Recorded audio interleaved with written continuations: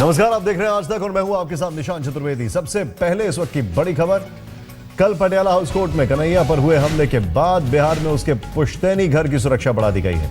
कन्हैया का घर बिहार के बेगूसराय में है और यहां पर गांव में सुरक्षा बढ़ा दी गई है। जाहिर सी बात है। और एक और बात जो सामने आई है वो ये है कि वहां पर नेताओं का पहुंचना शुरू हो चुका है। राजनीति चमकाने की एक अच्छा मौका कुछ नेताओं के लिए, लेकिन बिहार में कन्हैया के घर पर बेगूसराय में सुरक्षा बढ़ा दी गई है।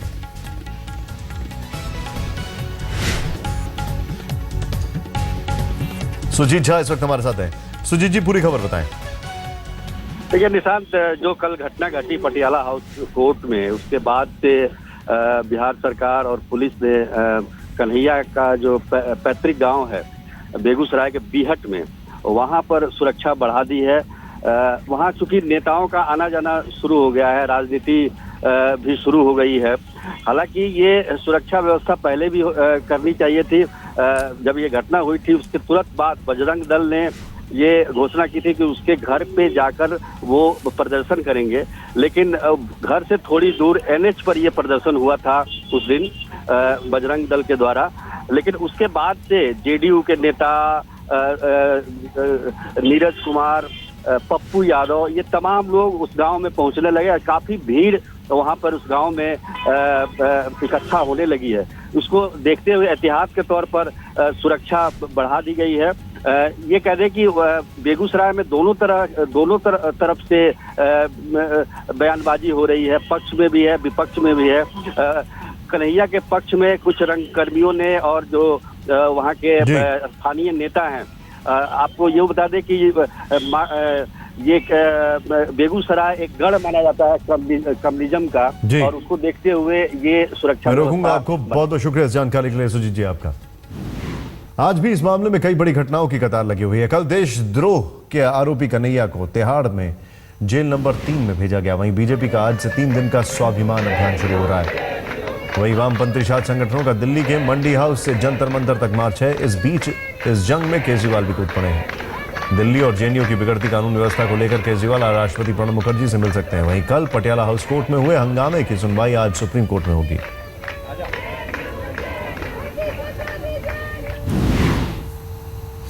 JNU में नारेबाजी का मास्टरमाइंड उमर खालिद के पिता डॉक्टर इलियास ने चुप्पी तोड़ी है। आज तक से खास बातचीत में उन्होंने कहा है कि उसका बेटा देशद्रोही नहीं हो सकता। उन्होंने कहा कि वो देश विरोधी नारेबाजी का विरोध करते हैं, इसकी जांच होनी चाहिए। आज तक संवाददाता हिमांशु मिश्रा ने उनसे बातचीत की है, आइए देखते हैं।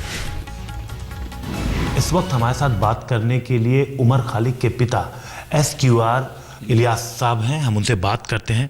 सर, आखिरी बार आपकी उमर से कब बात हुई थी? अपना इंटरव्यू देकर या वहाँ के डिबेट में पार्टिसिपेट करके वापस लौट रहा था, तो मैंने टेलीफोन पर उससे कहा कि तुम घर आओ, लेकिन उसने कहा नहीं, JNU जाना मेरा ज़रूरी है, इसलिए मैं बाद में आऊँगा। बस यही आखिरी बात है। इसके पहले आपको क्या जरा सा भी इल्म था जो जिस तरीके का प्रोग्राम आयोजित किया गया था और वहाँ पे जो भारत विरोधी नारे लगाए गए थे, आपको इसके बारे में कोई जानकारी थी? मुझे कोई जानकारी नहीं थी। मुझे जानकारी TV चैनल से ही हुई है। आपकी कोई बात हुई हो उमर से इस बारे में? नहीं, मेरी कोई बात नहीं हुई उमर से इस बारे में। आप वहाँ पर जो फुटेज निकल के आए हैं, वहाँ पर भारत के विरोध में नारे लगाए गए हैं, भारत तेरे टुकड़े होंगे, अफजल हम शर्मिंदा हैं, तेरे कातिल जिंदा हैं। आप क्या इससे इत्तेफाक रखते हैं? इस बात से आप समझते हैं, आपकी अपनी राय क्या है? नहीं, मैं इन नारों से इत्तेफाक नहीं रखता हूँ। मेरे ख्याल से इस तरह के नारे नहीं लगने चाहिए, ऑब्जेक्शनेबल नारे हैं। लेकिन मुझे सिर्फ ये कहना है कि इस बात की खोज होनी चाहिए कि नारे किसने लगाए। जहाँ तक मैं उमर को जानता हूँ, वो उमर इस तरह के नारे नहीं लगा सकता है। उसमें हर तरह के लोग शामिल हो गए थे। जो आदमी भारत के आम नागरिकों की लड़ाई लड़ रहा हो, जो इस मुल्क के आदिवासियों की, यहाँ के दलितों की, यहाँ के किसानों की लड़ाई लड़ रहा हो, जिसकी पूरी ज़िंदगी जो है जंतर मंतर पे और इस तरह के इश्यूज़ में काम करते हुए गुजर रही हो, जिसके PhD का टॉपिक ही आदिवासियों के ऊपर में हो, जिसको बाहर की स्कॉलरशिप का ऑफ़र हुआ और उसने उसको रिजेक्ट कर दिया कि नहीं, मुझे अपने देश के लिए काम करना है, वो आदमी देश के ख़िलाफ़ कैसे हो सकता है? वो देशद्रोही कैसे हो सकता है? वो आदमी देश के बर्बादी के नारे कैसे लगा सकता है? तो सवाल ये पैदा होता है कि हमको इसकी खोज करनी चाहिए कि इस तरह के नारे किसने लगाए। उसमें हर तरह के लोग शामिल हो गए थे जाके, और अब तो आपको ये भी बात सामने आ गई है स्पष्ट तौर पर कि बाज़ ABVP के लोग भी वहाँ मौजूद थे, जिनकी फुटेज सामने आ गई, जिनकी तस्वीर सामने आ गई, जो यहाँ पे पाकिस्तान जिंदाबाद के नारे लगा रहे थे, और फिर वही लोग जो है ABVP के प्लेटफॉर्म पे जाके वहाँ उसके ख़िलाफ़ तकरीरें कर रहे थे। तो हम समझते हैं कि उमर जो है एक बड़ी कंस्पिरेसी का शिकार हुआ है, उसको फ्रेम करने की कोशिश की गई है, और उसको फ्रेम करके जो देश के सामने जो बड़े बड़े इश्यूज़ थे इस वक्त में, जो समस्याएं थी जिस पर विवाद होना चाहिए, जिस पर संवाद होना चाहिए, उन तमाम चीज़ों को डाइवर्ट कर दिया गया। तो मैं समझता हूँ कि ये बात कि सारे ठीक है, हम तो समझते हैं कि बहुत सारे नारे ऐसे लगे जो ऑब्जेक्शनेबल हैं, लेकिन ये कि वो फैसला होना चाहिए कि किसने लगाए। दूसरी बात ये कि अगर देशद्रोही का कोई मामला है तो उसका फैसला कौन करेगा? उसका फैसला हमारी जो है वो जुडिशरी करेगी। तो ठीक है, जुडिशरी के सामने बात जाने दीजिए। कॉन्स्पिरेसी का शिकार हैं या कॉन्स्पिरेसी करने वाले हैं, ये फैसला इस देश की अदालतों को करना पड़ेगा, लेकिन उससे पहले उनको सामने आना पड़ेगा। इस बीच कन्हैया कुमार का एक वीडियो सामने आया है। 9 फरवरी को हुए देश विरोधी प्रदर्शन के बाद 11 फरवरी को कन्हैया ने JNU में एक और प्रदर्शन किया। इस बार कन्हैया ने देशद्रोह वाले आयोजन की निंदा की, मगर 9 फरवरी और 11 फरवरी दोनों दिन कन्हैया के बराबर में उमर खालिद नजर आया।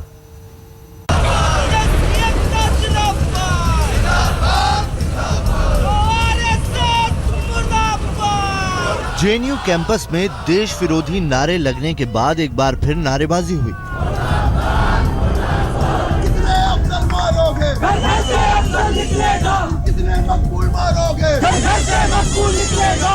मगर इस बार देश के खिलाफ नहीं बल्कि सरकार के खिलाफ नारे लगाए गए।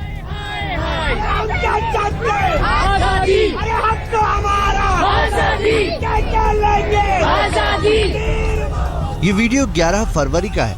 JNU में 9 फरवरी को अफजल गुरु और देश के टुकड़े करने वाला शोर गूंजा, तो उसके 2 दिन बाद JNU में छात्र संघ की मीटिंग हुई।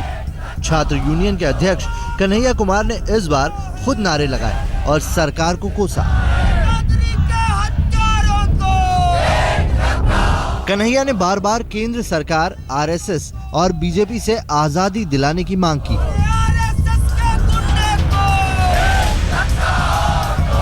कन्हैया ने वामपंथी अंदाज में पूंजीवाद और जातिवाद से भी आजादी की अपील की।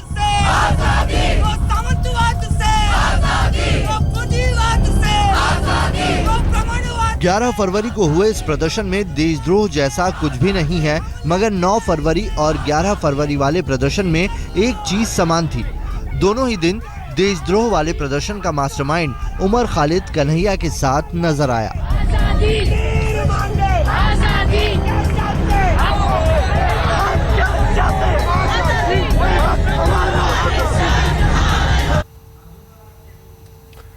इस सबके बीच पटियाला हाउस कोर्ट में हुए हंगामे पर आज सुप्रीम कोर्ट में सुनवाई होनी है। जांच के लिए बनी 6 वकीलों वाली कमेटी सुप्रीम कोर्ट को अपनी रिपोर्ट सौंपेगी। सुप्रीम कोर्ट ने पेशी के दौरान हुए हंगामे के बाद 6 वकीलों को हालात का जायजा लेने भेजा था। कमेटी के सदस्यों के खिलाफ भी वकीलों ने नारेबाजी की थी।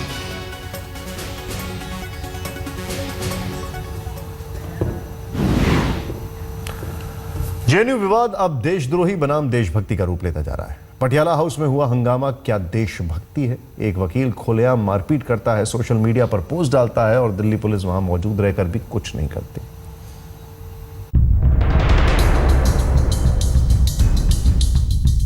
जरा गौर से देखिए इस तस्वीर को। काला कोट पहने छात्रों और पत्रकारों को पीटते ये है वकील विक्रम सिंह चौहान। कानून की बदौलत अपना रोजगार चलाने वाले विक्रम सिंह कानून को ही सड़कों पर तार तार करते हैं और सीना ठोक कर कबूल करते हैं। फेसबुक पर पोस्ट लिखते हैं कि हाँ मैं गुंडा हूँ, लेकिन इसके बाद भी पुलिस उन्हें गिरफ्तार नहीं कर पाती। सवाल उठता है आखिर क्यों? देखिए मंगलवार को विक्रम सिंह का फेसबुक पर किया गया पोस्ट, जिसमें उन्होंने 95 लोगों को टैग किया।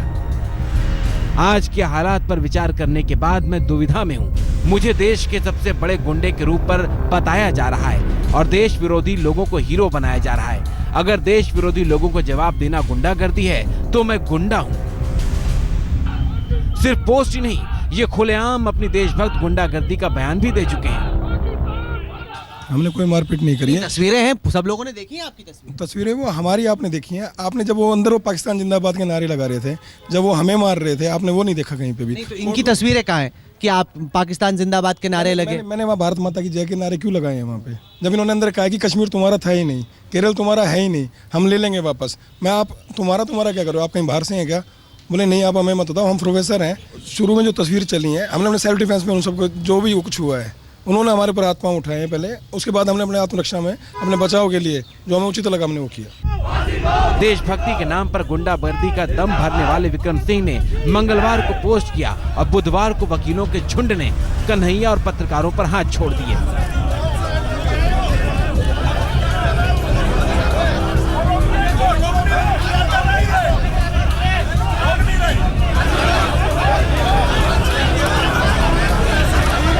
देखिए कैसे वकीलों की गुंडागर्दी की तमाशबीन बनी पुलिस देखती रही। या तो पुलिस को खुद पिटने का डर था या फिर वो जानबूझकर कुछ करना ही नहीं चाहती थी।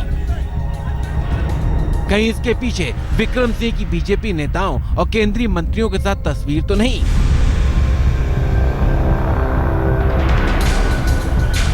ये सारे सवाल उठना लाजमी है, क्योंकि इस विवाद में कोर्ट से लेकर वकील और वकील से लेकर पुलिस, कानून के तीनों स्तंभ की विश्वसनीयता टिकी हुई है। आज तक ब्यूरो।